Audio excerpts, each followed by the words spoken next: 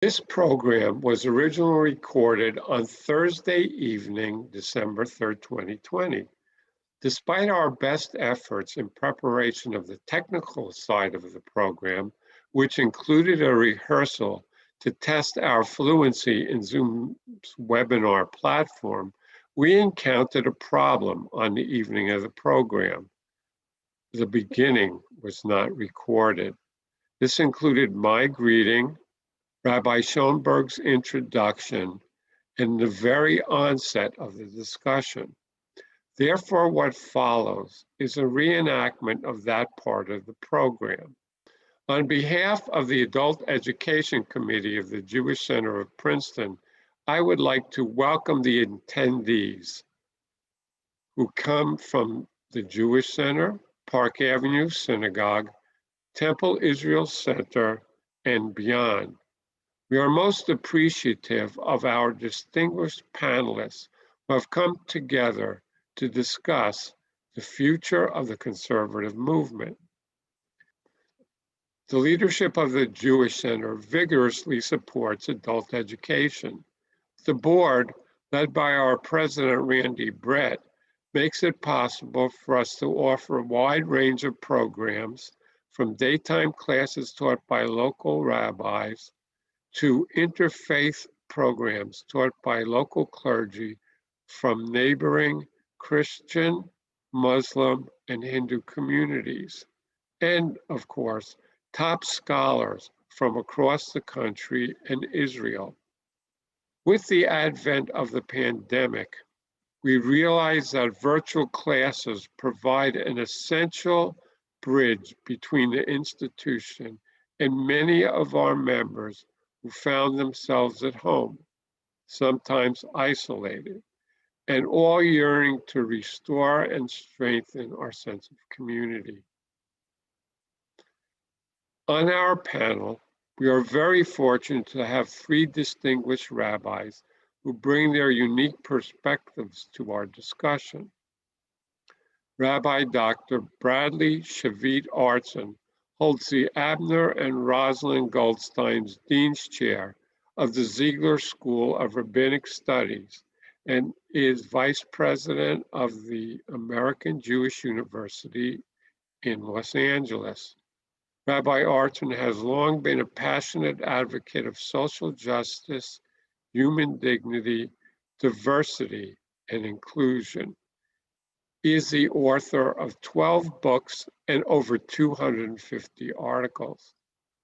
Brad holds an A.B. degree from Harvard College cum laude and was ordained with honors by the Jewish Theological Seminary in 1988. Before coming to AJU, he served as rabbi of Congregation Eilat in Mission Viejo, California for 10 years. We invited Rabbi Artson to join the panel because he embodies Jewish scholarship, was a pulpit rabbi, and is a solid citizen of the West Coast. Rabbi Elliot J. Cosgrove, PhD, began his tenure at Park Avenue Synagogue in 2008. Park Avenue Synagogue is a preeminent urban congregation located in New York City. A leading voice in the conservative movement, he was ordained at the Jewish Theological Seminary in 1999. Rabbi Cosgrove earned his PhD at the University of Chicago Divinity School. Elliot is the author of 11 collections of selected sermons and a frequent contributor to the Jewish Week and the Forward. Rabbi Cosgrove sits on the Chancellor's Cabinet of JTS and on the editorial board of Conservative Judaism. A member of the Executive Committee of the Rabbinical Assembly, is also an officer of the New York Board of Rabbis and a member of the board of UJA Federation of New York. He also serves as rabbinical advisor on interfaith matters for the ADL and is a member of the Council on Foreign Relations. Rabbi Annie Tucker brings her love of teaching, writing, and community building to Temple Israel Center, where she serves as spiritual leader overseeing religious and educational arms of the synagogue. Temple Israel Center is a thriving suburban congregation located in White Plains, New York. Rabbi Tucker graduated summa cum laude from the University of Pennsylvania, earned a master's degree in Jewish education from JTS, and continued on in the seminary's rabbinical program, where she was ordained in 2006. Rabbi Tucker serves on the Executive Council of the Joint Placement Commission of the Rabbinical Assembly and on the JTS Alumni Advisory Board. This is a homecoming of sorts for Rabbi Tucker. Annie served as Associate Rabbi of the Jewish Center from 2006 to 2013. Our moderator is Rabbi Elliot Schoenberg, the interim rabbi of the Jewish Center. Rabbi Schoenberg served as Senior Vice President and Global Director of Rabbinic Career Advancement of the Rabbinical Assembly, the International Professional Association of Conservative Rabbis. He is responsible for the career development of rabbis across the world. He is a conservative movement's expert on congregational dynamics. He knows the panelists well and advise them on their career path.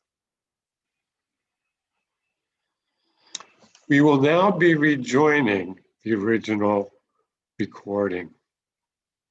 The question posed by Rabbi Schoenberg to the panel was, how do you characterize the current state of the conservative movement, and how has the pandemic impacted its health? Rabbi Cosgrove will respond first. With absolute surety that if not for you, I would not be doing what I'm doing right now. And I know that at a critical moment of my own rabbinic development, you were there to give me advice I did not want to hear. I will forever be grateful for that, because if not for that advice, I wouldn't be here right now. It's great to be with my teachers and my colleagues, Rabbi Tucker and Rabbi Artson. And I also just want to acknowledge the community of the Jewish Center. As many people on this call know, Rabbi Feldman was a classmate and dear friend of mine. And so to Adam and to Sarah and to Talia, Dina and Ilan, and the whole community, I send all my love and all my sweet memories of my dear friend. I have bad news and I have good news. Let me answer it philosophically and institutionally. That the bad news is, I think that the ideological raison d'etre of the conservative movement has run its course. Period, full stop.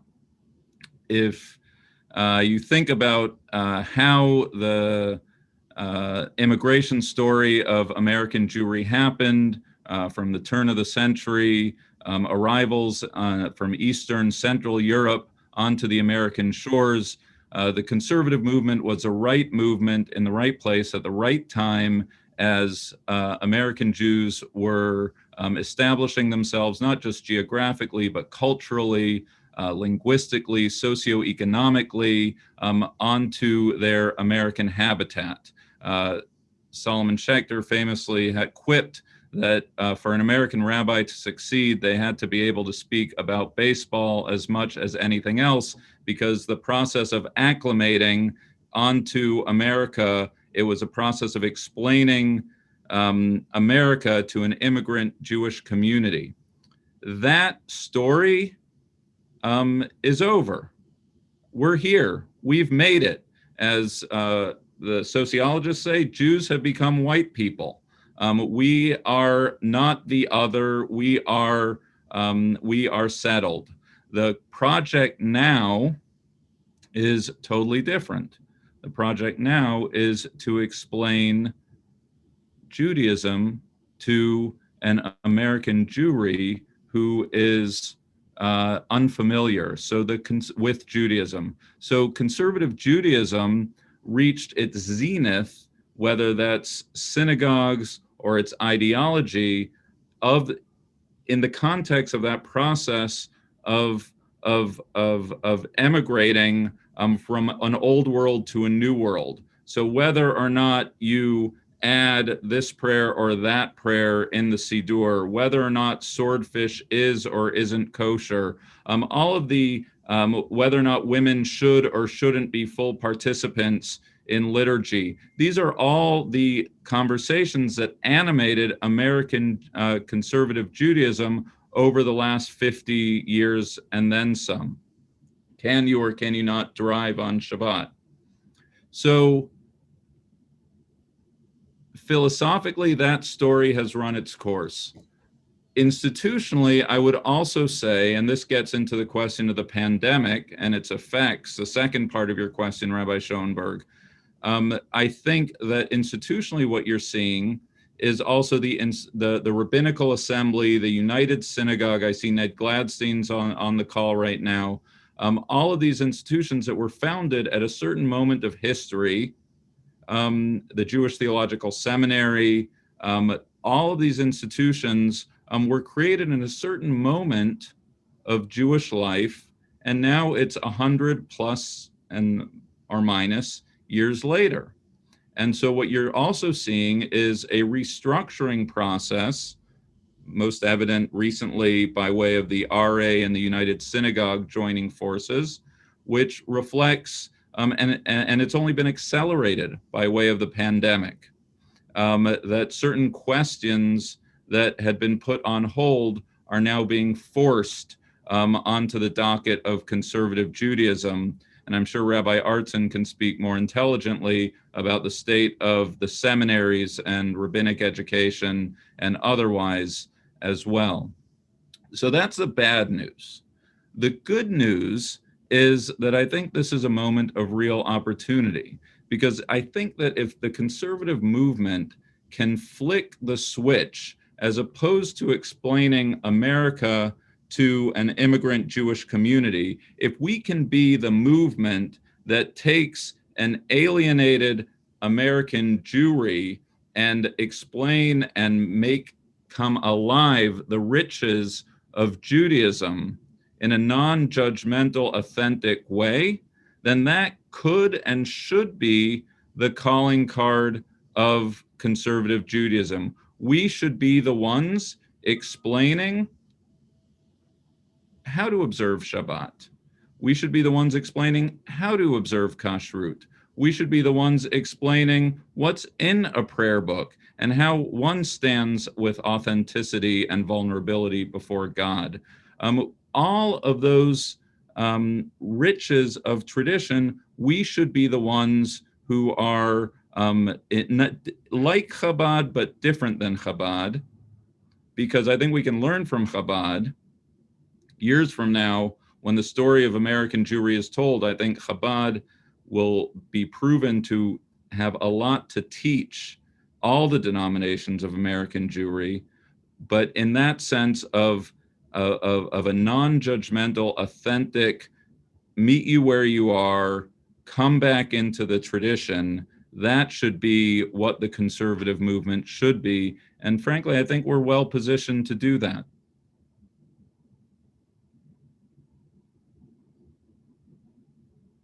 That's it. There's two other much smarter people. I feel like Rabbi Artson and I are the backup singers to the main event, which is Rabbi Tucker. Rabbi Schoenberg, you're on mute. Thank you, Elliot. Thank you, Elliot. Rabbi Artson, please. Brad, you're muted too. Okay, unmuted. It's very rare, by the way, to have people ask rabbis to unmute themselves. That's something itself unique in the history of the Jewish people. So thank you, friends, for having me with you and for letting me be part of this wonderful conversation, this wonderful panel. Of course, I have heard about your illustrious congregation for many, many years. Rabbi Feldman, alav shalom, his family are my neighbors and friends here in Los Angeles. And so very much my heart goes out to their family, to his family, and to your community. I want to jump in because I agree with pretty much everything that Rabbi Cosgrove said. But I want to add a couple points. I think the reality is that conservative Judaism in some ways is the canary in the coal mine, meaning we are the first of the denominations to feel the quivering of a new Jewish makeup, but not the last. So the challenges conservative Judaism has denominationally are rippling through the Reform and the Reconstructionist movements as well. The rise of non-denominational rabbinical schools and non-affiliated congregations is an expression of not a different problem, but of the same challenge. And the challenge, I think, is, if I could go in a slightly different direction, that we live in the age of the iPod, the iPad. We live in the age, nobody turns on the radio and just listens to whatever the DJ wants you to listen to. We download our own music, and if we don't want to hear it, we stop and we play something else, and we expect to hear what we want to hear when we want to hear it. And we don't do that as a sense of entitlement. We just, like, we can, so why would you not? And the problem is our organizations continue to produce material as though if you're not showing up Wednesday night at 8 o'clock, then you are not participating.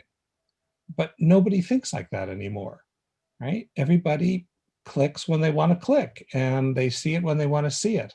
That's going to be one challenge that's not going to go away, and we're going to have to work on that. A second challenge that the pandemic has highlighted is that synagogues all around North America have reported, by and large, that their numbers of attendance have increased, and that people are showing up from all over the world. So the synagogue that I attend, Ikar in Los Angeles, has people who are showing up from New York, from Chicago, from Florida, from Israel, because they like the service at Ikar. I have been showing up at the Adass in Washington, D.C., because I adore the service that they're doing. You should all check out what they do on Shabbos. It's great. And that's not going to go away either. So for all these years that the conservative movement has been saying impossible, impossible, impossible, and then COVID reveals that it's possible, there's no going back at the end of that. At the end of that, there will be hundreds of people who either can't show up in the room physically or want to show up in a room that's not in the city that they live in. And that's going to put an enormous creative pressure on our community. And so here I want to argue for the old meaning of the word conservative, not in the sense of reactive, but in the sense of thoughtful, deliberative, thinking it through, that we need to be open to the new packaging that an authentic Judaism requires today. And that I don't think we've been so good at. I think that we were the victims of our own statistical and sociological success.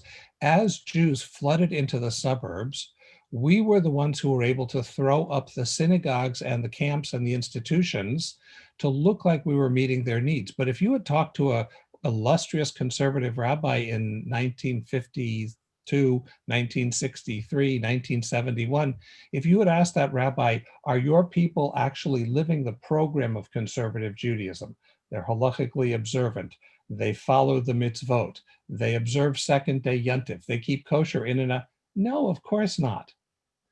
So here's the opportunity, and I don't feel badly about this. I just want to call it and say it, and I want to say it's our greatest opportunity, and shame on us if we don't rise to it. It is time to stop lying. It's time to stop having an official ideology that we know nobody believes. So one of my teachers, Harold Kushner, often said that we disgrace ourselves every time we describe ourselves as a halachic movement, because we're not. We're a traditional movement. We love the tradition. We love mitzvot. Our bias is to retaining the tradition. But push comes to shove, we make choices not based on what the codes allow, but what we understand to be right, what we think is God's will. And so I guess this is an opportunity, in part because our institutions are being so stressed by the new demographics, that we have a chance to come clean.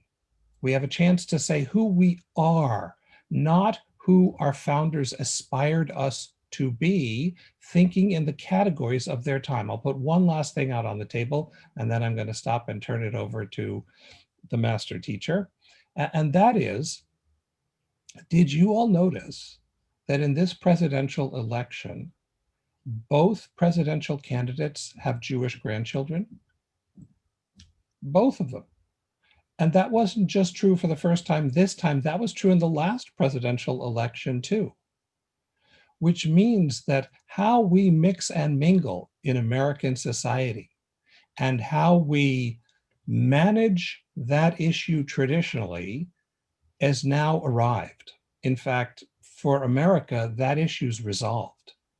And so as a movement, we're going to have some very challenging and interesting conversations about how we integrate Jewish families and who gets to be part of a Jewish family and what that looks like, because the old formula that we used very well in 1962 is dead. It's not going to work. I am not here calling for an abdication of our love of mitzvot and tradition. I am not here calling for an abdication of halacha, which I subscribe to and hold to. But the nature of what we mean by halachic observance is going to have to come clean. It's going to have to be honest, and it's going to have to start with our reality, not with a fantasy. Thank you, Rabbi Artson. Very clear and articulate and honest. Rabbi Tucker.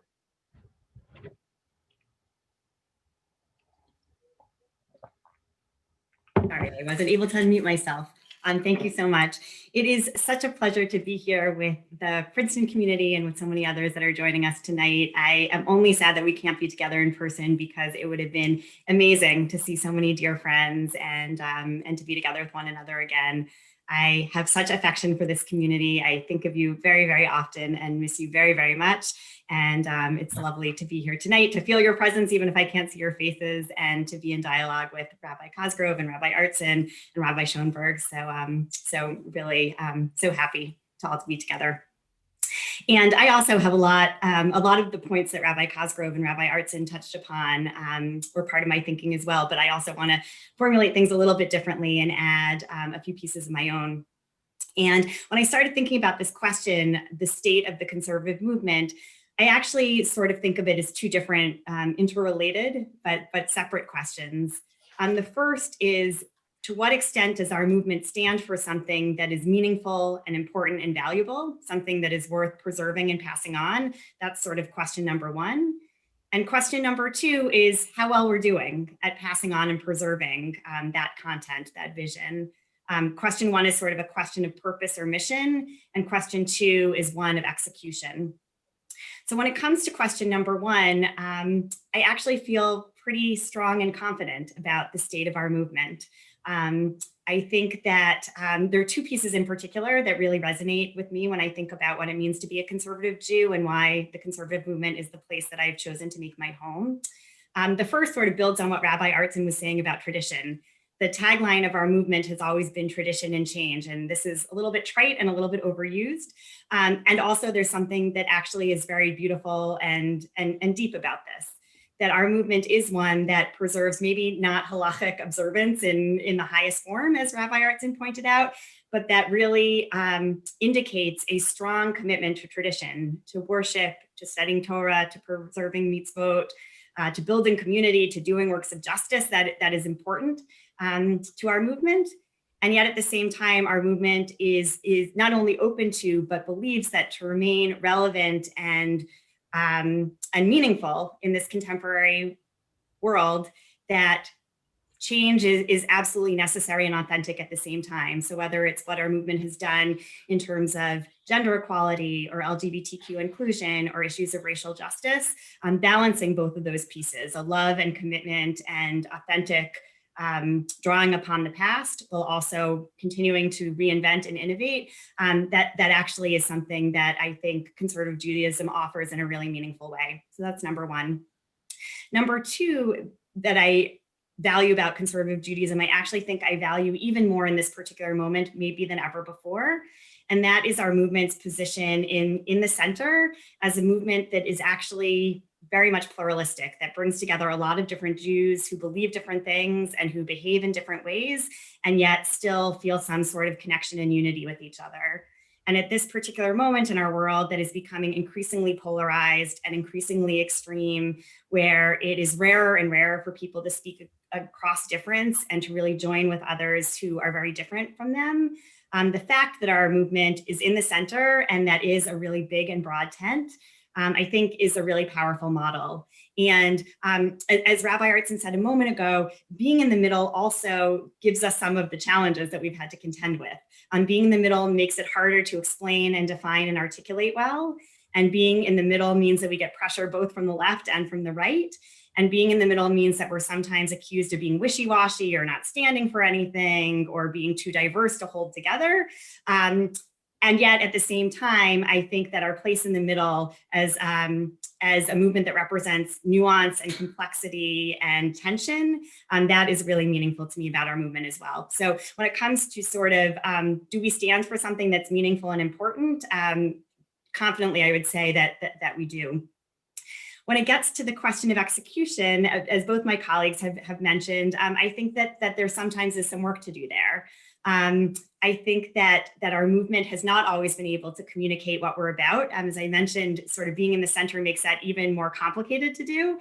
And yet I think that that's a place where we really have to grow, to think about what our message and our mission is, and to use that to attract like-minded souls.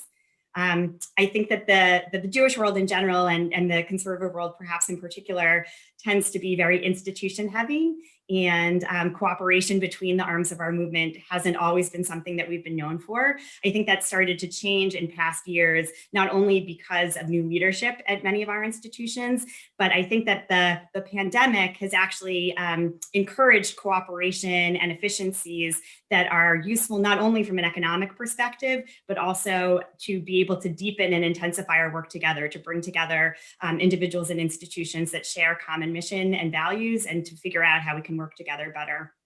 And as both of my colleagues have mentioned, how to be creative, how to creatively engage and reach a new generation of Jews, given changes in the Jewish family, given the fact that we're no longer sort of an immigrant generation, given that we're truly and fully American and assimilated, how we rise to that challenge. I think that that's a piece that we can still lean into and grow from, but having something that is worthwhile and meaningful to preserve, that's something that makes me feel very confident.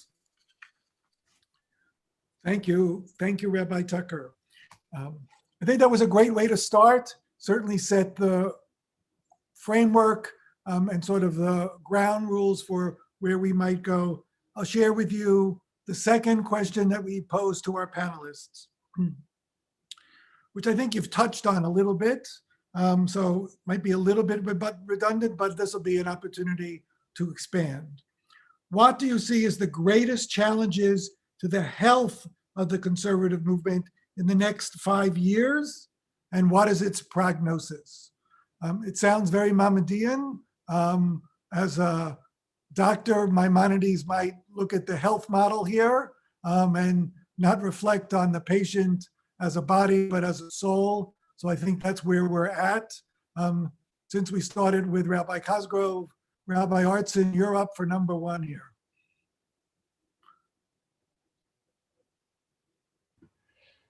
Thank you. So I'm amazed. One of the things I want to highlight is if you want to get a sense of the ongoing unity of the conservative movement, listen to how consistent these three rabbis' analyses were, each focusing in a different way, but I endorse everything my colleagues said. They were spot on. So when I see the greatest challenges to the health of conservative Judaism, I want to raise three things that I don't think often get mentioned, because what we end up immediately falling into is the sociological. We talk about demographic challenges, we talk about institutional challenges. All of these are very real, but I also think they're peripheral in the sense that really vibrant religious movements are not based on the funding of their buildings. So the first thing I want to say is that the conservative movement for many years adopted the Western bifurcation of emotions and intellect. So if you were a rigorous thinker, then you had to be emotionally constipated. And whenever you used the word spiritual, you had to do little quotation marks to show that you really didn't take that seriously. This, I think, is toxic. I think it has undermined some of our best insights and some of our most dynamic practices. And we have to learn after the COVID thing retreats to actually hug each other without embarrassment. We have to learn what neurobiology teaches, which is that rigorous thinking and emotional depth are actually two phases of the same phenomenon. And that if you cripple the one, you will terminate the other. So we have to stand boldly for the idea that an active critical intellect is not at the expense of emotional presence and depth, and that emotional resonance can advance the work of the mind, and that these two work in harmony together to elevate the soul. I think that if I could put anything on the front burner of the conservative movement, it would be the integration of heart, mind, and spirit. And indeed, our greatest thinkers and leaders have been trying this for quite some time. Two, related to that, I think we've become embarrassed at the idea of faith. When I ask rabbinical students, people who are applying rabbinical school, I will often get stunned silence when somewhere in the middle of that first interview, I say, what does God think of your applying to rabbinical school? And there's silence. Some people continue, they have no answer for that question, or they tell me why it's impossible to answer that question. But I do think it's strange that you apply to rabbinical school and you haven't necessarily given thought to what does the Ribono Shel Olam want me to do with my life? Is this in the service of someone bigger than myself? I'll ask them, have they prayed on it? And of course, that sounds hopelessly Christian, but it's profoundly Jewish. So I want to also advocate that the conservative movement, and no surprise, I write books of theology, but I think we have to come home to God in some way. I'm not suggesting a particular vision of God. I'm not saying you have to think about God the way this theologian did or that theologian did, but I think we have to be in the service of someone bigger, and that has always been at the very heart of Jewish life, and it continues to be, and that we need to be able to bring that back and integrate that with our doubt. I don't think you can be a sensitive, thoughtful Jew today if you're not an atheist for part of the day. It just means you're not paying attention. But being an atheist part of the day doesn't get to veto the fact that you're also a very simple believer for other parts of the day. We have to start augmenting both of those. And then the third and final thing I will say, Rabbi Mordechai Kaplan, one of the founders of Reconstructionism, a great teacher of many of us, not directly for me, but indirectly through his writings, defined Judaism and God as the force that makes for Jewish survival, Jewish betterment. And Judaism was then whatever the Jewish people did to implement that. My teacher, my Rebbe, was Rabbi Simon Greenberg, who was a towering giant in the conservative movement and the founder of the University of Judaism, now AJU in Los Angeles. And he disagreed with Kaplan in his lifetime, and he said, no, Judaism is not this whatever the Jews do. Judaism is the continuous application of Torah in each generation. And that shifted the center from Jewish peoplehood to the application of Torah. Each generation gets to live Torah with its own insights, its own contributions, and we need to do the same. But it is a life of Torah. It's how we translate the Torah from book into life that will continue to activate the kind of passion that drives people into conservative synagogues. And I think we need to attend to those three agenda items. if we do, I still see incredible vitality. You're looking at two congregational rabbis who are in the retail end of the business and doing remarkable, remarkable things. I traveled to conservative synagogues all the time when it's not COVID, and I'm always dazzled by the communities and by what's going on in those congregations. So I think the issue is deeper than programmatic. I think it's restoring the core, which is an emotional, spiritual, intellectual core. Thank you, Brad. Rabbi Tucker, you're up. Great, thank you.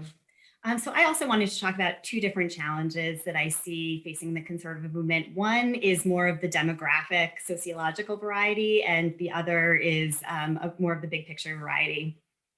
So as Rabbi Artson alluded to, demographically, I think, as many of us are aware, we have a challenge of aging congregations and the challenge of engaging young people, and that affiliation rates and patterns look very different for millennials and for older Jews. And the piece that I'd want to raise from that is not only the financial aspect, as Rabbi Artson mentioned. I'm not sure that our biggest challenge there is that that we don't necessarily have the resources to keep our institutions afloat, although of course that is an important consideration. But to me, the larger issue is, how are we engaging young Jews, given that what young Jews are looking for, the way they relate to Jewish community, the way that they relate to Jewish practice and ritual, what family structures look like, given that that is different amongst younger Jews, how are we changing our institutions to meet those needs? And rather than sort of looking to plug younger Jews into the institutions that we have as they already exist, how can we morph and modify our organizations to meet the needs of those who may look at Judaism a little bit differently. So that's sort of the demographic piece. The second piece, and in certain ways, this is a little bit sensitive or a little delicate to say, is that I sometimes worry or wonder if there's something a little bit countercultural about Judaism today. That, and Rabbi Artson mentioned this a little bit in his first answer, that the modern ethos of contemporary America is very much about individualism. It's about self-expression and self-actualization and personal spirituality and growth. And we're used to customization and getting whatever we want exactly as we want when we want it. And Judaism actually is about something that is really quite different. That Judaism is about the community rather than the individual, and that Judaism believes that sometimes sacrificing our own needs and wants for the sake of something greater than ourselves, whether that's the community as a whole, or whether that's what we might call the halachic system, or whether that's tradition or God, however we sort of call that thing that we're ultimately aspiring towards, that sometimes takes precedence over the individual. And so that clash in culture and values, I think, is one of the challenges that the conservative movement has before it. In terms of the prognosis, I think that in certain ways, part of the answer, at least to both of these challenges, both the demographic challenge and also this cultural challenge, has to do with building meaningful and intentional personal relationships. That individuals are drawn to Judaism and they're drawn to institutions. I don't think, with all respect to Rabbi Artson, by ideology or by theology, but they're often drawn by people. By people that they feel a connection to, whether it's members of a community or whether it's a religious leader or whether it's a need to belong to something greater than themselves. And I think the greater the connection that people feel to organizations and institutions, the more they're willing to put aside personal needs and wants to be part of this thing that they're feeling connected to. And I think that the levels of engagement tend to grow. And so often we start thinking about questions of Jewish affiliation and engagement from the perspective of institutions. And I think to think about these questions from the perspective of individuals, meeting their needs, connecting them in meaningful ways, that's the perspective that I would bring to this question of challenges. Thank you, Rabbi Tucker. Rabbi Cosgrove, you've been quiet for so long. Let's bring you back. Well, I think I've been quiet because I Well, I've been muted, but I agree with everything both of my colleagues are saying. So, you mentioned the debates. So if this were a debate, I don't know if I'm going to answer, Rabbi Schoenberg, the question you asked, but I'm going to answer the question I want to answer. But remember, I can mute you. That's true. That's true. So, look, I think I'm drawing on what both Brad and Annie said, that the question is, are we going to adapt to this moment? It goes to the pandemic. I think the greatest challenge structurally we have is whether we are going to do exactly what Mordechai Kaplan did in his moment of reconstructing American Jewry. Will the conservative movement get on that change train or not? So just what's the name of your synagogue, people? The Princeton Jewish Center. All right, Mordechai Kaplan at that moment created a Jewish center on 86th Street. It's not a coincidence that this synagogue, what were you founded in the 20s, and then you really flourished in that post-war moment, right? You are a reflection of a Kaplanian vision of Jewish life, which is fundamentally different than what preceded it, the Stiebel Old World model. We, as Rabbi Artson made mention, are living through a transformative moment where people are getting their information by way of their cell phones. They are getting it in an asynchronous way, which is not a small challenge for a religion aimed to sanctify time. And we are changing structure, we are changing membership model, we are changing the way communities formed. It is so sweet of you to join us on Shabbat morning at Park Avenue Synagogue. But I want the Jewish Center and every synagogue to thrive on its own merits, by its own community. So there needs to be, right? I think we have to look in the business world and the Spotify world and the Walmart and Target and see how we can create new models of association and content providing. And what does a synagogue membership mean if it doesn't mean where I put my tuchus on the high holidays? And how does a synagogue create a sustainable model that they can hear Rabbi Artson teach one class, but also meet their bottom line, even though he's in LA and I'm in Princeton? And what if I want to hear this chazan or Rabbi Tucker teach that, right? We're in a new world. I think it's a tremendous opportunity for the United Synagogue and for synagogue life to think about what that model is.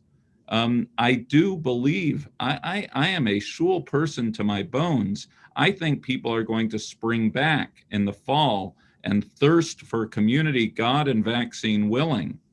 But woe unto us if we haven't figured out what that, as someone introduced me to the term physical and digital, the phygital model of Jewish life actually looks like. And I think that is the greatest challenge institutionally for the next 5 years. I think, not to sound like a sociologist, but I think ideologically and sociologically, the greatest challenge is intermarriage. It's demography, right? Rabbi Artson's observation about the character, the religious makeup of the grandchildren of the past few presidential candidates is instructive. This is the world we live in, folks.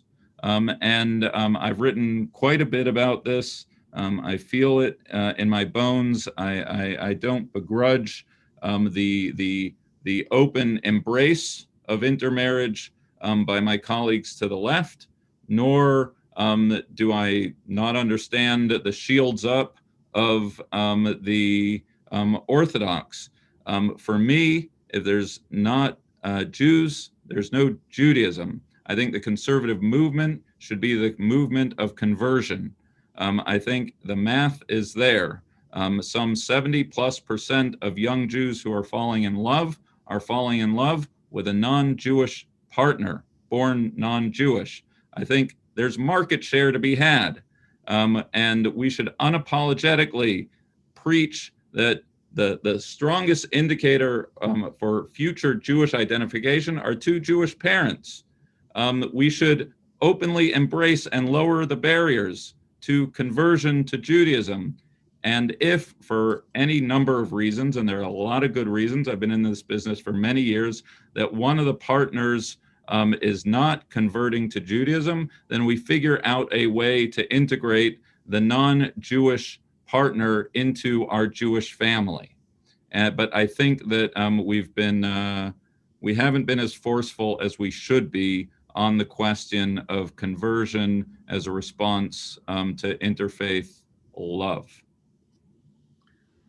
Thank you, Elliot. I want to just reinforce one of the things that you said. Mordechai Kaplan on 86th Street's first synagogue was the Jewish Center, and the formal name of this congregation is the Jewish Center with a capital T. We're TJC. And lots of people say the Princeton Jewish Center, but it was founded on exactly those principles as you stated. It's the Jewish Center, made to be a melting pot exactly on that ideology. I'm going to remind folks that we're going to ask our panelists in a formal way a third question, but we invite your questions. Please put them into the chat. And when we're finished with this third round, we're going to have question and answers that come from the audience. So I encourage you to write some questions for my colleagues who are on the panel. The third question is the post-denominational question, or the melding of the movements. Should we be connecting formally, informally to the Reconstructionists? Is there such a thing as the Orthodox versus the liberal? Where are we? Should we be going post-denominational? How do we answer that? So Annie, you've been in the second slot for a while there. So now you're up. Great, Number thank one. you. Terrific, thank you. When I think about this question of post-denominationalism, I answer it with, or think about it with two different hats on. The first is one of a very proud conservative Jew, someone who is a product of Camp Ramah and an amazing conservative synagogue and the Jewish Theological Seminary, who spends my time volunteering for the Rabbinical Assembly and who has served 3 extraordinary conservative congregations and who hopes to work as a congregational pulpit rabbi for many years, and who loves the movement, both for the reasons that I mentioned in the first question, because I think that this movement stands for something that is really rich and vital. And I also love this movement because of the extraordinary people, colleagues and members of communities that make up our movement. And so with that perspective, to see post-denominationalism, to see a move towards post-denominationalism feels a bit like a loss. Anything that would degrade the strength and the quality of this movement that I love so much, there's something that feels very sad about that. On the other hand, the other hat I wear is as someone who loves Judaism and Jewish people and who wants people to build Jewish communities and engage in Torah study and pass Judaism on to the next generation and live vital, meaningful Jewish lives, whatever and however that might look like. And when I wear that hat, I'm less concerned about denominationalism per se.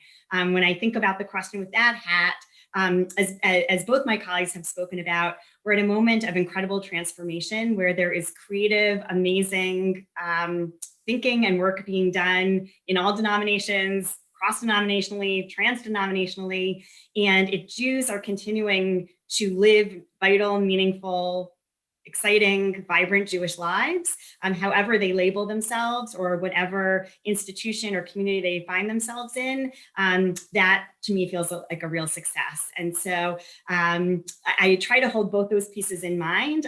Certainly, I think that there is much to try to preserve in the conservative movement. And also at the end of the day, what I care most about is Jews living out our Judaism. So that's what I would say about that question. Rabbi Cosgrove, please.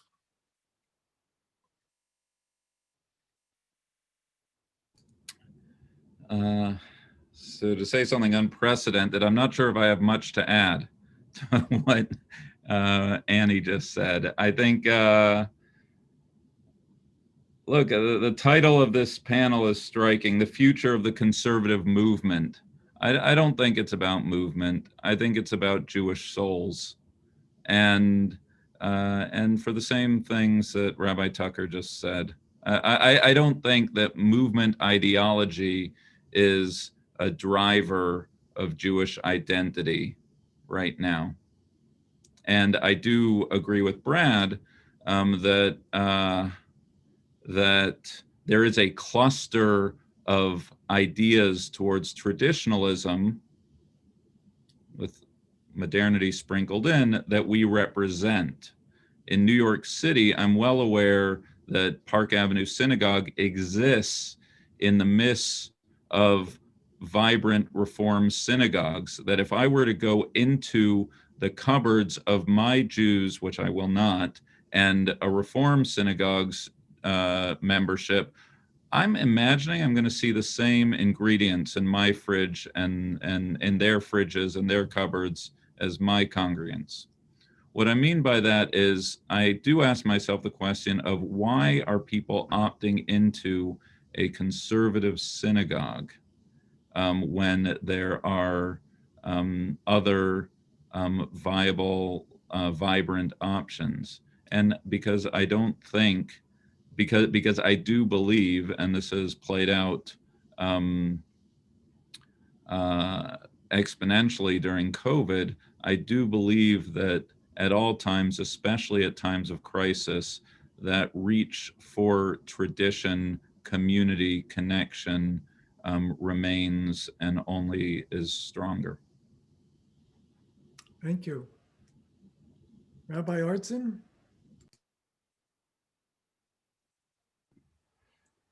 Thank you. We had a senior colleague, Rabbi Pressman, who used to say at such panels, well, everything has been said, but not by everyone. So I'm going to try not to say the same thing, although, you know, endorse, of course. What I want to add to this is, could we not see non-denominationalism not as a threat? Let's not be scared of the fact that Jews are coming up with new ways of seeking Jewish passion. And let's instead ask, what can we learn from them? How can we do a better job of meeting those needs? You know, it's the same response I hear about Chabad. Many people who are in institutional non-Chabad places respond to Chabad as though it's a threat. And I say, well, if they're doing something better than we are, then the response is not to be indignant. The response is to outperform. So what is it that they're doing so well? And then why can't we do that? And you can't say, well, our structure doesn't. No. Our structure is only useful if it delivers something. So here's what I want to say. I think the move outside of denominations is part of the very healthy demand of the Jews that their institutions respond to their needs.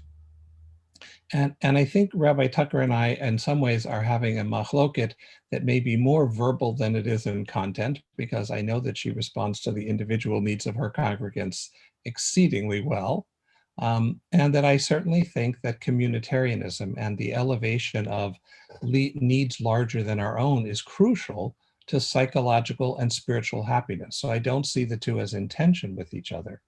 But here too, I want to say, what can we learn from non-denominational places? And so I have a suggestion and an observation. The observation is, I attend ICAR, which is a fabulous non-denominational institution. It is not post-denominational. It does not operate with the delusion that denominations are disappearing, or even with the false idea that because people join ICAR, they're no longer connected to a denomination. You have many of us conservative Jews who are members of ICAR. There are many card-carrying Reform Jews who are members of ICAR. But we found something there that speaks to our souls. And there's no reason why we can't be doing that too. So here's the suggestion. What if instead of thinking about denominations as one's personal identity, we think about denominations as the organizational identity of an institution? I'm going to say that again. Instead of a denomination being an expression of our personal identity, it describes the affiliation of our institution. So Solomon Schechter said, nothing Jewish is alien to me. That should be our credo. If you see something good in Judaism, go for it. Don't worry about where it comes from. Maimonides, quoted already by Rabbi Schoenberg, says, accept the truth from any source. So if there's some good practice, is there some great song, some wonderful nigun, some great, I don't know, take it, make it ours, and bring it into the fold. And so I'm happy to be teaching at a conservative rabbinical school, and I'm happy to train rabbis who will be members of the Rabbinical Assembly. And I love the Rabbinical Assembly. I think it's doing amazing things.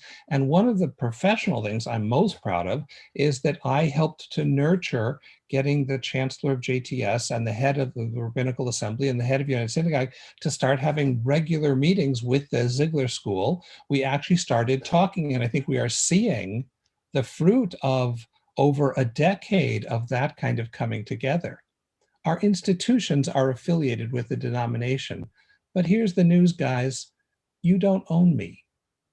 I'm not even just a Jew. I'm a person. And I spill out of every label you try to slap onto me. And all of those labels reveal an important part of who I am, but not the totality of who I am. And I've stopped trying to push myself into that Procrustean bed in which I fit someone's image that's defined by an organization. So I love conservative Jewish institutions. I sent my kids to Camp Ramah. I sent them to Solomon Schechter schools very happily. I'm so proud of the graduates of our rabbinical schools, all of them. And at the same time, I don't fit within the borders of my denomination. I'm bigger than that. I don't fit exclusively within Judaism. I meditate. I don't think meditation is a Jewish thing. I'm sorry, it's not. I don't. It's a Hindu thing, but it's great and it helps me, so I do it, right? Why should we be afraid to embrace wherever the light comes from and bring it home to our Judaism and bring it home to our conservative institutions? If you see something good out there, bring it home. Thank you, Rabbi Artson. Thank you, Rabbi Tucker. Thank you, Rabbi Cosgrove. I want to remind the panelists and all those who are listening that the original motivation here and the original thinking was to make this the background to the rabbinic search for the Jewish Center. And I think that what has gone on so far is incredibly helpful in that regard, in giving a background and sort of a mirror to what our candidates should be looking at and how they answer some of these very same questions and where they are on that spectrum. So I want to thank you for that. And at this moment, I'm going to try to turn this over to Moshe Margolin, the chair of the wonderful adult education program at TJC, who's been culling questions. And it was very TJC, so as soon as I asked for questions, they appeared in the chat. So that was a very effective technique. Moshe, you're on. First of all, thank you very much to the panelists and the moderator. I know we're not done yet, but I've gotten an awful lot out of this discussion so far. There were all kinds of questions that came across my screen, and I want to try to bundle them so we can deal with as many central themes as possible. And the first question that I have, and this is to Annie and to Elliot Cosgrove, you all gave general thematic ideas what has to be done to help the movement thrive and so on. I want to know what's being done in your own synagogues to better position yourself after COVID-19, and the main goal is to reconnect the congregation. Elliot, would you like to start? Yeah, we have an active committee working tirelessly. I have a meeting at 8:30 tomorrow morning. This committee is meeting exactly on this question of what is going to happen next fall. We're actively planning it right now. What is the high holiday going to look like? what's the membership model going to look like? Are we going to continue with adult education? Exactly, you know, what is our staff structure going to look like? All of the questions about, you know, what modifications in the AV. I know this sounds very sort of granular, Moshe, but I want to answer the question because I'm sure leaders of your community, if you think about this in August, when you hire your new rabbi, you're thinking about it too late. And I think it's not just investing in some sort of digital platform or AV stream. I think it is, you know, as I said a moment ago, I think people are going to spring back to community. And so you know, what people forget is, you know, whether it's Target or Walmart, right? They invested in their shops. You know, 7 years ago, if you walked into a Walmart, you might not have ever wanted to walk back into it. But then there was a massive investment into the in-person experience, at which point their stock tanked, but they overlaid it with a virtual platform, and now you can order things off of inline on person in the store, have it delivered to your home. Synagogues need to think like that. We need to think about what that phygital model is going to be post-vaccine. Annie?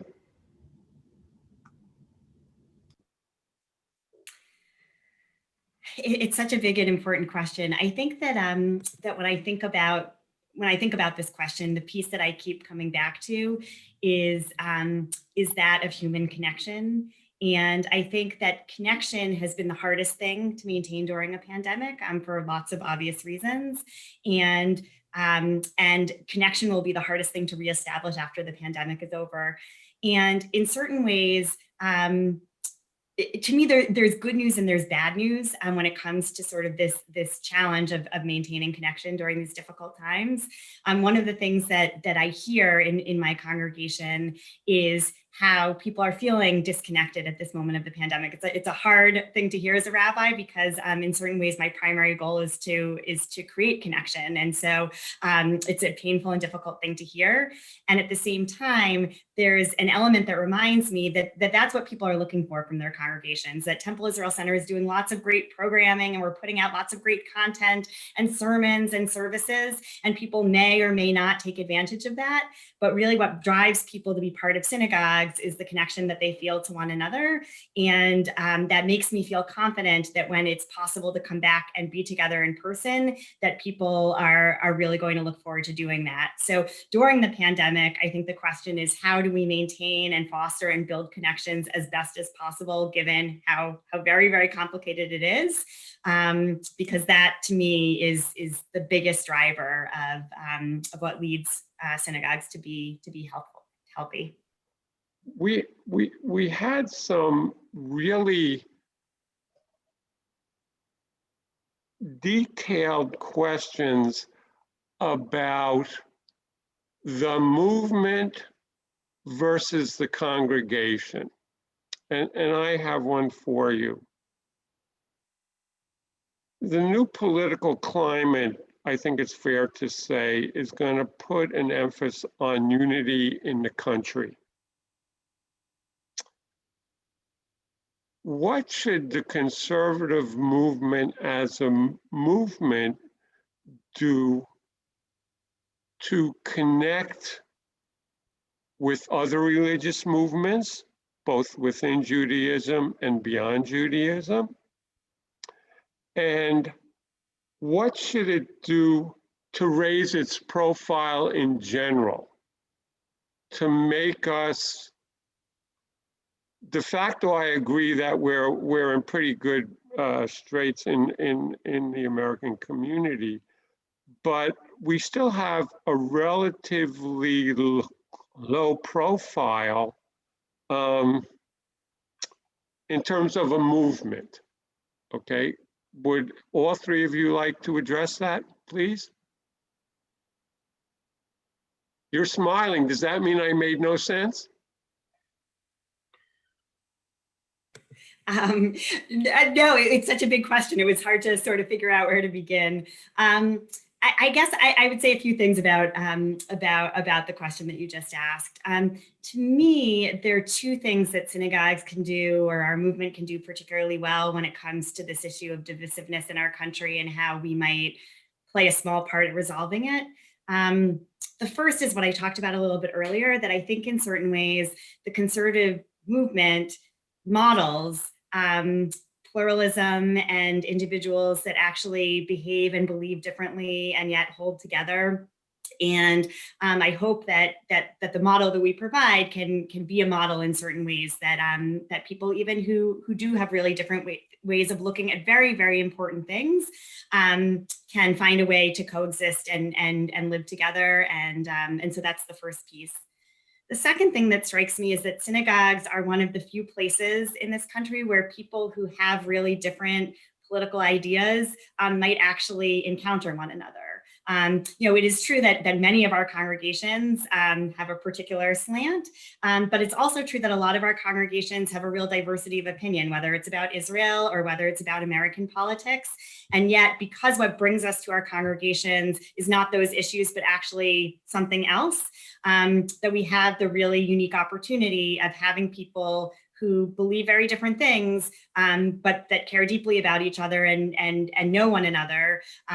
There's an opportunity to create opportunities for respectful dialogue. And I know in all congregations, I know in the Jewish Center and other congregations too, that this issue, right, how we speak against difference, how we speak across difference, how we hold together even when we really don't agree with one another, that is a thorny and really complicated issue. And yet I think that synagogues have an opportunity to experiment in small ways and perhaps to leverage that and to influence the community at large. Rabbi Artson?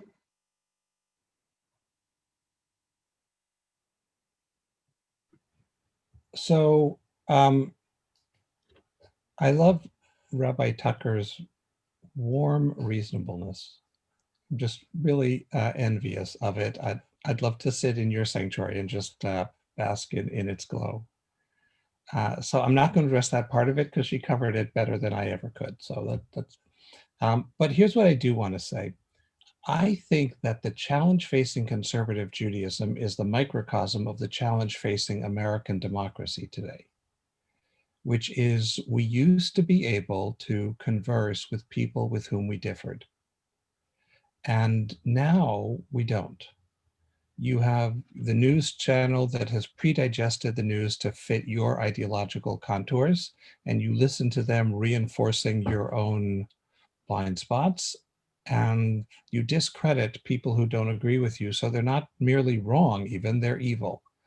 And I think that's been a huge affliction to our denomination because we also are the big melting pot in Jewish life. You know, there's a homogeneity, diverse as it is, among the Reform movement and the Orthodox movement on a lot of points that we don't claim.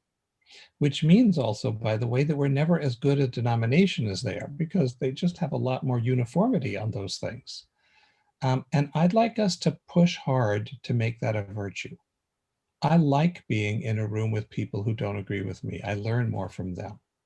And I like when I go to a conservative synagogue that the rabbi may well say something that I'm going to have a very hard time hearing, but it'll make me think. And if it's done in a context of respect, it might actually help both of us learn something new.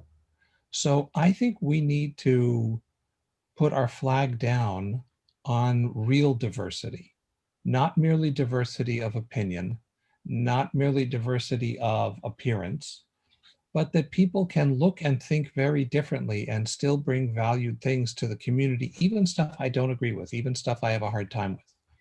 And that is a Talmudic model of Judaism.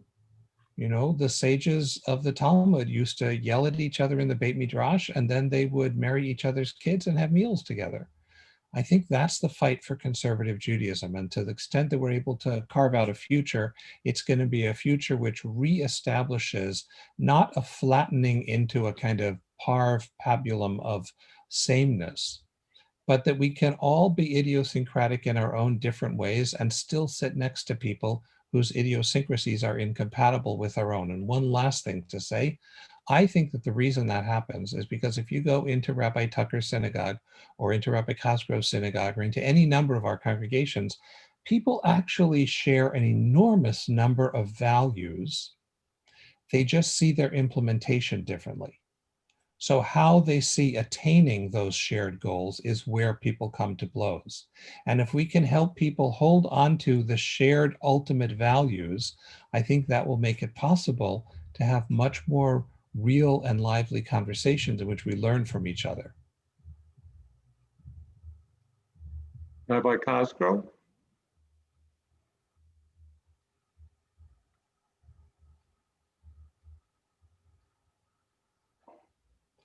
He's still muted. Thank you. I must be Rabbi Schoenberg holding a grudge. I was not able to unmute myself. Look, I agree. The conservative movement is a sane center. Rabbi Tucker was the first one to mention Israel, right? I think we're entering a fascinating moment right now of a Biden-Bibi world. And I think the conservative movement represents the sane center of it. And I think we represent a place in our ideal formulation where one can disagree without being disagreeable. I think we need to do better in terms of inclusivity. It's not just about ideas, but people who look a little different than us. I'm looking at the people on this panel. It's a very Ashke normative panel, with the exception of Rabbi Tucker, a lot of white Jewish males here. So I think we need to do the explicit and implicit things that make our congregations more inclusive of gender, sexuality, race, right? Not all Jews look like me. And I think we need to signal that to our communities in a much more proactive way if we care about the Jewish future. And then the last thing I'll say is, Moshe, I would challenge your question about profile. If I look at the invocations, if I look at who Biden's rabbi is, if I look at, all these guys and gals are all conservative, a lot, not all of them, an awful lot of them, right? Conservative Jews should take rightful pride in the stature of our colleagues on the national stage. And so just look closely next time you see a rabbi giving an invocation at a public event. Oftentimes it's a proud graduate of AJU, the Ziegler School, or the Jewish Theological Seminary. Okay, Elliot. Here's a question that is indicative of a few, and I think very important. Doesn't our denomination have to respond better to couples from different religious traditions? Too many Jews go elsewhere because they think we only give lip service to accepting these couples. There are many couples who want their kids to be Jewish, but don't see why they aren't accepted if their mother isn't Jewish. Please, all of you respond. So I'll start since I'm the unmuted one so far. And I think of the three of us, I spend more time with the institutional ends of our movement. I'm assuming that's because of terrible faux pas I committed in a past life, which I only hope I enjoyed a lot. Here's what I think. The art of moving a community has to be one of avoiding precipitous lurches and tearing apart. So when we have a consensus, then we should move on that consensus. But we are a big battleship. We're not a little tugboat. And we have lots of different people who have the best of intentions about Judaism and Jewish survival and inclusivity, and who come from very different points of view. So personally, I think the battleground in our movement right now should not be, do we or do we not change our policy? I think it's way too soon to get to that stage of the question. I think the issue is, can we have a movement-wide conversation in which all views are heard and in which we listen to each other? So people who think that intermarriage is going to be the death of American Judaism should get to say their piece and not be accused of being intolerant or racist. And people who believe that we absolutely should start welcoming anybody who wants to be part of a Jewish family, they should be accepted without being accused of destroying the tradition. We should listen to each other. We should talk to each other, and we should deliberately not make any policy moves until we've had a chance to hear each other. Here's what I want to avoid. When the women's issue came up, and it came up, I started rabbinical school. I showed up in New York at JTS, walked through those beautiful gates that no longer exist there. And an older rabbinical student came up to me and said to me, "Are you on the left or the right?" That was the first thing anyone said to me when I walked into JTS's campus as a student. Are you on the left or the right? And all I could think about was the scene in The Wizard of Oz. Are you a good witch or are you a bad witch? And what we ended up doing as a movement was we said, no way, no way, no way, let's do it. And then the gay issue came up, which I had something to do with. And with the gay issue, we said, no way, impossible, sure, let's do it. And in each time, we paid a high price by not preparing people for what was coming. So I think the job of our movement's leadership is to create a safe space for multiple views to learn from each other so that we can rely on the collective wisdom of conservative Jews and our leadership to be able to come up with a solution that works for most of us. Won't work for all of us, but it can work for most of us, but not if we don't have a period of open and engaged conversation. That's where it has to start. Who would like to be next? Well, I think I've already said my piece on this one, so I'll cede the floor to Rabbi Tucker. I don't have so much more to add, except I guess the one piece I would add on to Rabbi Artsen's answer, with which I very much agree, is that not to minimize the issue of intermarriage or the issue of patrilineal descent, both of which are critically important and often very painful for members of our community. But even while the policies that currently exist, I still think that there is work to be done or progress to be had at making our movement more maximally welcoming to interfaith families. I think there's work to be done in terms of how we speak to families and the way that we give the no's that we have to give, we're also giving yeses, right? Welcoming in, even if we can't exactly do the things that families are asking us to do. I think there are issues of education and literacy to look at that, to attend a conservative service for someone who hasn't grown up Jewish, there's a high bar to being able to understand and participate. So this connects to what Rabbi Cosgrove was saying earlier in the panel about teaching Jews Judaism. I think we need to become expert teachers at teaching Jews and non-Jews and people on the path towards Judaism and everyone in between, teaching all those people Judaism and making our institutions not only welcoming from the sense of being warm and non-judgmental, but being welcoming in the sense that people can participate and find meaning and have experiences that are content rich, even with a less content rich background. So I think that even while we wait for some of these big questions to be resolved, there's lots of important and meaningful work to still be done. Let me add into that, if I could, because this gets back to what Rabbi Cosgrove and Rabbi Tucker both said. AJU for many years has had the country's largest Introduction to Judaism program. Our Miller Introduction to Judaism program helps people learn about Judaism, and it helps hundreds, if not thousands, of people convert to Judaism. We have satellite programs in about 70 different synagogues across North America. I believe, Elliot, one of them is yours. And we continue to do that. Last year, the United Synagogue and the Rabbinical Assembly for the first time formally endorsed that program, not at the exclusion of other programs, but said this one has a national reach and the capacity to lift up our movement. So I fully endorse that we need to hold out to people the possibility that they are welcome to join us, both in learning and then eventually in label as well. And that expanding the way we reach people and teach people, both people born not Jewish and people born Jewish, who could use an 18-week intensive adult program that teaches them the fundamentals of Judaism and Jewish practice, is a really, really important movement-wide endeavor. And I'm really pleased that the RA and United Synagogue have joined us in making that a priority.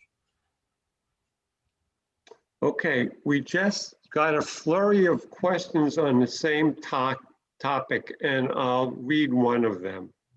Pretty interesting that it took over an hour for Israel to come up. How do the panelists see the relationship between conservative synagogues and conservative Jews with Israel? And I would add, with the conservative Jews who live in Israel. Who would like to start?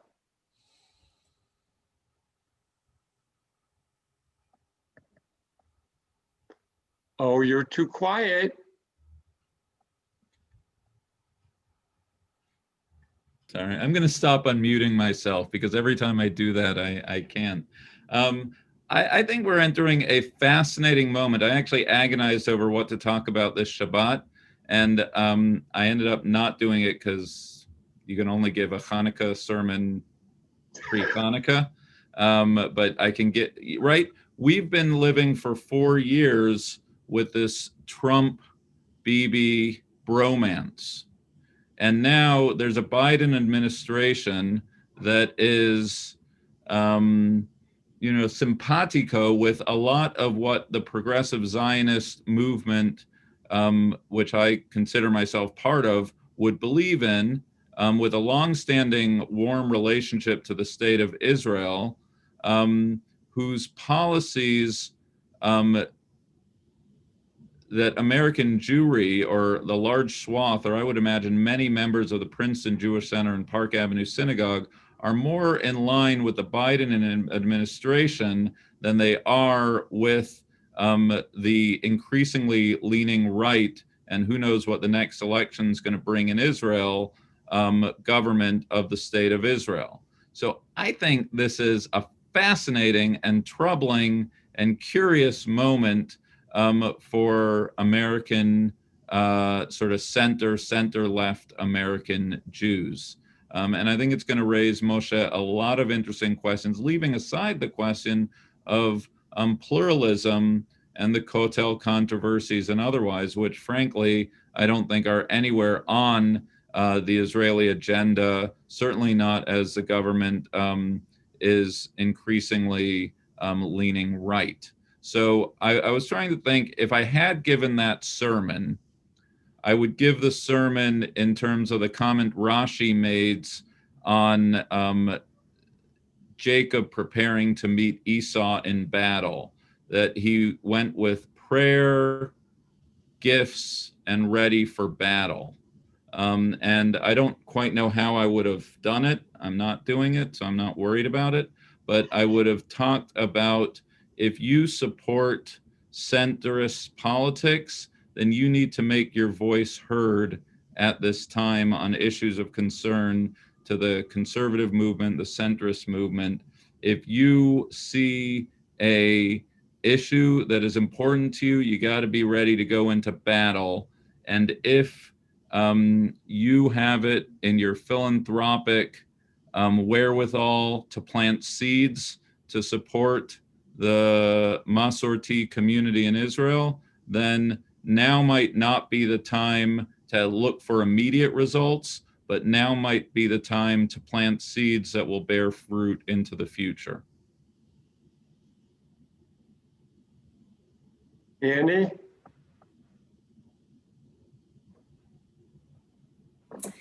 Yeah, I mean, what I found interesting about the question as you formulated it, Moshe, was it almost sounded as if the question askers were sort of looking for, you know, the conservative movement to have one position on Israel. And I think that probably doesn't quite exist, right? Outside of very large and broad themes that Rabbi Cosgrove really touched upon, right? Love and support for the state of Israel, aspirations for pluralism in the state of Israel, and for Masorti Judaism to find support and a foothold and thriving. But I think that the movement as a whole, just like the Jews within the movement, come from a variety of different political vantage points and have a variety of different ideas and opinions about Israel. And much like our conversation, I guess, a few questions ago about American politics, I think that one of the things we need to learn to do better as conservative Jews and as conservative Jewish institutions is to be able to coexist with others who think really differently from us. I think about Rabbi Artson's answer to that question. I think that Israel is one of the places where we very quickly demonize people who see things differently from us, and that can tear apart institutions. And so to me, in addition to the fact that the state of Israel and her safety and security is critically important, the way that we talk about Israel as American Jews also actually is an issue of critical safety and importance. And I would love to see us get better at that. I'm just going to add a story to support what my two smart colleagues said so beautifully. I teach an introduction to Jewish philosophy to the first-year rabbinical students at the Ziegler School. It's a one-semester run through major Jewish thinkers from Abraham Avinu to yesterday. And I can comfortably sleep 30 in that class, right? And philosophy, if you're an insomniac, trust me, just record me talking philosophy and I can help you with this problem. And the one class where that doesn't happen, where people are yelling at each other, is when we talk about the philosophical issues around Zionism and the state of Israel. And at some point in the class, I point out to them that we've talked about feminism and we didn't yell at each other. And we've talked about Jewish law and mitzvot and we haven't yelled at each other. And we've talked about mysticism and naturalism and we haven't yelled at each other. We've talked about God and we haven't yelled at each other. But you get Jews having a conversation about Israel. And this is a room full of conservative rabbinical students. So they're all, at least on some level, willing to say, I'm a Zionist. I'm going to spend the third year of the program in Jerusalem, right? And they can't talk about it without getting their blood pressure going and the volume up.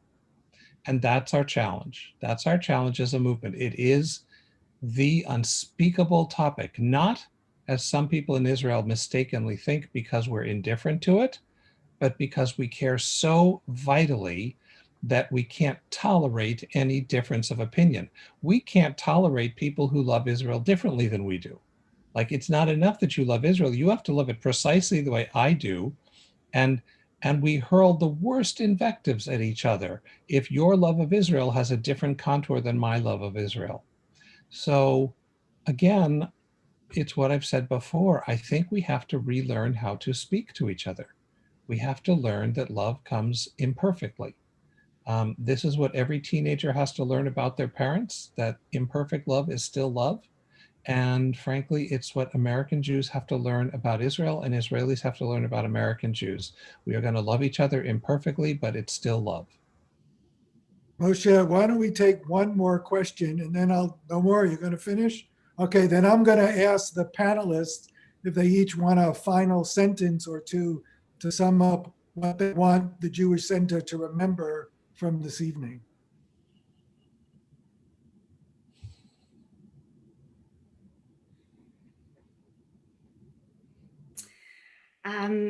So I think that actually this note that we've ended on is sort of the message that I would leave the Jewish Center with. And I say that for a couple of reasons. The first is that rabbi searches have the potential to be really divisive, that the process of looking for a new rabbi is wonderful and exciting, and also often brings out those deep passions that Rabbi Artson was just talking about. And because people care so very much, it can be a challenging and potentially divisive process. And so I guess the message I would want to leave the community with is whether it comes to that rabbi search or the many other issues that this community, that all communities have to contend with, that remaining able to speak respectfully and to remember the greater sense of unity and broader sense of purpose that connects everyone to this community, which I know is absolutely extraordinary. I know that from personal experience. That's the message that I would love to leave you with. So it's really been such a pleasure to be here, and sending lots of love. Thank you. Elliot? Brad?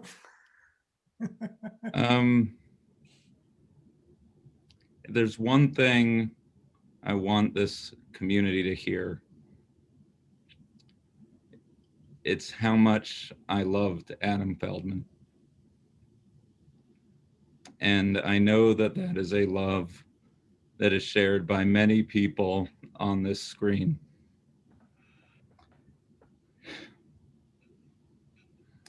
And when you look for a new rabbi, do not look for Adam Feldman. Look for the right rabbi to lead you at this moment in time. There is no other Adam Feldman. You have 3 different generations of rabbis here. Rabbi Artson, my teacher, Rabbi Tucker, a slightly younger colleague to me. Find the rabbi who is going to lead the Princeton Jewish Center into this next chapter. And it will be a very bright one.